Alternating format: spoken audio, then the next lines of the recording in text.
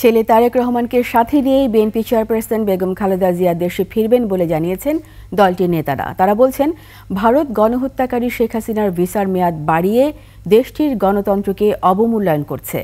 বিস্তারিত মাহিলা ইসলামী রিপোর্টে।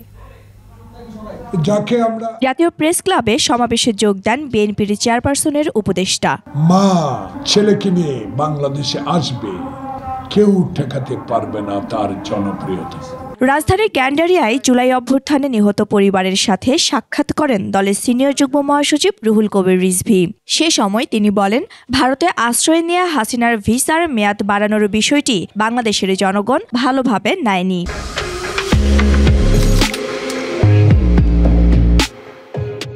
হত্যাকারীকে গণতান্ত্রিক দেশ কিভাবে তাকে আশ্রয় দিয়ে সেখানে তার ভিসার মেয়াদ বাড়ান, এইটা সারা দেশের বাংলাদেশের মানুষ এটাকে ইতিবাচকভাবে নেয়নি।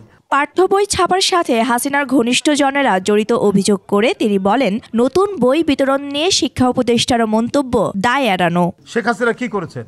আমাদের মুদ্রণ শিল্পকে ধ্বংস করে তিনি ভারতের কাছে বই ছাপাতে দিতেন। মাহিলা ইসলাম, 21 টেলিভিশন, ঢাকা।